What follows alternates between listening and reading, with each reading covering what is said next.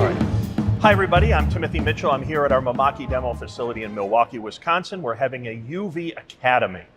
Now, the UV Academy, we have key partners. Obviously, Onyx is a key partner of ours. We work very closely with Onyx. I own a copy of Onyx, have for years. Onyx has been an integral part of how I do color management, how I send files. Now, the great thing about working with Onyx is I have access to experts, and I have Alicia Wallace here today, who is your color guru, your workflow guru. You teach a lot of the classes. When you have to do high level, how do you work with Onyx? You're usually the person they send, right? Yes, I am. I'm the Okay. trainer. Do you ride your Harley? You have a Harley, don't you? I do. Ride your Harley? I have a vintage Harley. Oh, nice. Yeah, a 1988. Yeah, I wish you had brought that up here with me. That would have been great. I would have just have a seat in the back. I can ride around on the back. No, well, I took my seat off because I'm not riding passengers, but my bike is old, rigid mount, 2 true dual gas tanks. Oh, you got to very fill nice. both sides. Right It's on. good. All right, well, thank you very much for coming. So here's what I want to talk to you about. There's 2 issues I encounter. First one is people will ask me and say, I print the same job for a corporate client, all right? And the corporate client wants the colors, 3 Pantones, to be exactly right every time. And I put a board down, let's say on a flatbed, and I need to know before I print those that they match what we always do for them. Because, sometimes we're busy, I don't have time to check all the time. I just want to know it's right. Do you have a feature in Onyx that can help that customer ensure that when you go to print on Monday morning, that's going to be correct? Yes. So we have Color Check. Color Check. Color Check. So Color Check has a few different categories under its feature, but the one that would be perfect for what you're describing is called Baseline. All right. And what we do is we create a baseline color check.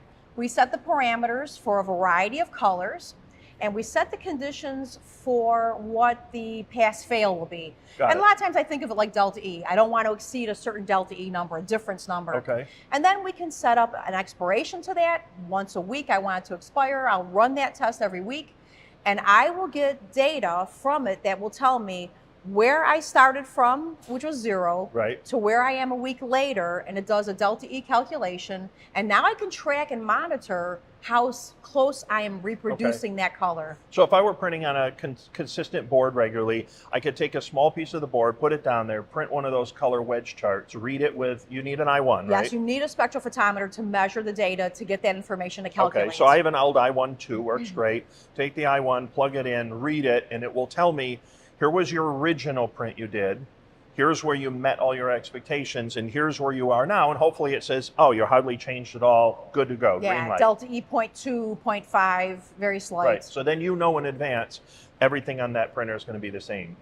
So color checker Color in check. Onyx. Color check, and it's the baseline feature component of color check. Because we also Right. have G7 and Right. CGATs and other categories. All right. Love that. That's great. So that solves problem 1. Let me bring up problem 2. I have people ask me all the time. They said, Tim, I've downloaded a quote profile, loaded into the printer. I'm printing on Avery 1105. I've downloaded 1105. I put it in and I'm printing, and 186 Pantone red doesn't look close enough to 186 Pantone red.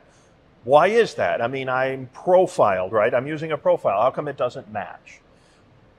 How would you explain that to him? What's going on? So first off, when we create a media profile, we're going to get good general color. Right. And good general color may incorporate matching several Pantone colors. Correct. Some colors might be close and some might be different. So a good general profile doesn't necessarily mean all the Pantones are going to fall into place. Okay, so just because you're using the right profile doesn't necessarily mean this Pantone 186 is going to be matching just the way you'd like. Correct, correct. Okay, so how do you tell if that Pantone is a possible, like, can I do it with my 4-color workflow or my 6-color or 8-color workflow? How do you tell if it's within color gamut? So within your media profile in the Onyx Media Manager, we can look at the gamut report, Okay. and we can see a list of all the Pantone colors. Also, the Onyx reference color library is there. Right. And we can see it's going to kind of grade the report based on Sure. its conditions of what it knows, and it's going to tell us where those Pantones are with delta E measurements as well. Okay, so the first thing you're figuring out is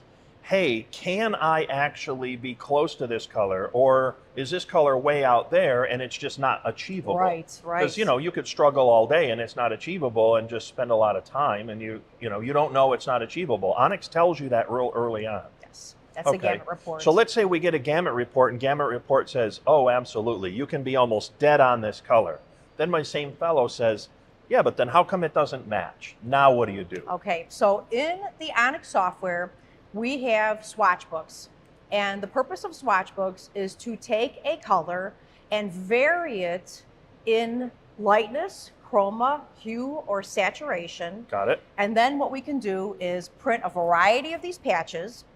We could either visually evaluate it, but if you have a spectrophotometer, we can measure the data. And when we measure the data, we get a report which will tell us from that Pantone color, which has a known LAB, here's the patches, here's each of those patches LAB. It's going to give us a delta E value of how close we are to that target. Okay, so you take the 186 red, it creates a series of variations on the various 4 items that you mentioned, and then you can visually choose one that you think is a closer match, and then identify it. And then what happens, or you can use a spectrophotometer tool and say, okay, delta E difference between this one and this is the closest. That's the closest match. In either case, you've chosen a match. Now what happens? Okay, so this recipe result to get that color patch that we like, that is at the RIP. So we're going to add that to the print mode defined colors. Okay. So whenever I'm printing on at that printer, that media, and that mode, I will get that recipe, which is close to my 185 Pantone. That's going to be my color. So I add that in the print mode defined library within Onyx. The key thing is going to be when the file comes in with a spot color, vector spot color name, Pantone 185C, it's going to use our recipe to describe that color and ignore the data from the design file. So what you're doing is you're refining the recipe for that Pantone color, saying this is the right blend of CMYK. Use this instead of that whenever you send 185 or 186C to the printer, and presto, now your 186 looks dead on every time. And you don't have to do anything further as long as you're running on that media in that mode, sending it with that speed and everything else. And your printer is in good condition and your profile's in good condition. And you've used Color Checker to confirm nothing has changed, right? Everything's perfect. Okay, 2 key things you can do with a simple I1 using Onyx, both for color verification and a type of color, spot color correction where you're getting a better result than you get out of the gate. Yes. Okay, those are 2 problems I find that people ask me all the time, so thank you for going over that with me. That's why you are the color guru and why they come to your classes. Thank you so much. You're going to have to take me for a ride on that Harley sometime. All right, thank you, everybody.